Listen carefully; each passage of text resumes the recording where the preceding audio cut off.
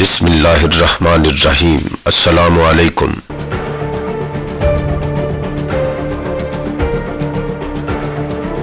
ایک انوکھا اور انچھوا باب جو آج تک نہ تو کوئی دکھا سکا اور نہ کوئی سمجھا سکا، مگر حقیقت یہ ہے کہ جیسے میں نے محسوس کیا، ہو سکتا ہے آپ نے بھی محسوس کیا ہو۔ تو شروع کرتے ہیں یوٹیوبر کیسے بنتا ہے۔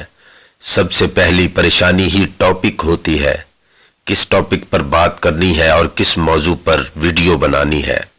اس کے بعد بات آتی ہے لوکیشن کی، وائس ریکارڈنگ کی،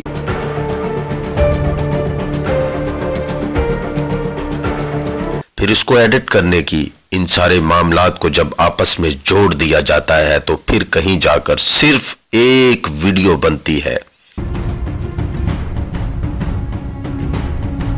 اچھی یا بری وہ آپ کی قسمت۔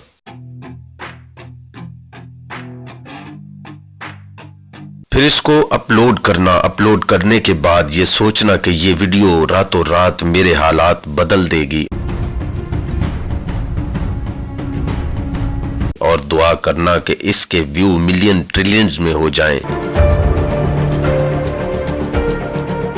اوپر سے یوٹیوب پالیسی کی بات کریں تو سب سے پہلے آپ کو ایک لمبی ریس دوڑنی ہے جو بڑے دشوار گزار راستوں سے ہوتی ہوئی آپ کو یا تو یوٹیوب کی دنیا میں اچھے مقام پر لے آئے گی، یا پھر آپ 10 سے 15 دن کے اندر اندر یوٹیوب سے اکتا جائیں گے۔ یوٹیوبر شطرنج کے کھلاڑیوں کی مانند ہوتے ہیں، ہر چال سوچ سمجھ کر چلتے ہیں، ہر معاملے میں حساس ہو کر سوچنا پڑتا ہے۔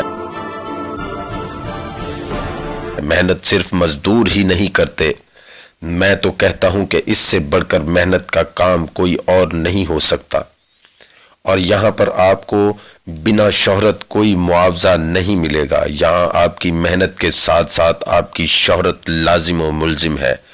میں کوئی بہت بڑا یوٹیوبر تو نہیں، مگر ایک بات دعوے کے ساتھ کہہ سکتا ہوں کہ آج جس مقام پر یا جس جگہ پر میں یا میرے جیسے لاکھوں میرے دوست ہیں اور جن پریشانیوں سے گزر رہے ہیں، اگر ہم ڈٹے رہے تو وہ دن دور نہیں جب ہم بھی شہرت کی بلندیوں کو چھو لیں گے، کیونکہ اللہ تبارک و تعالیٰ کسی کی محنت کو رائیگان نہیں جانے دیتا۔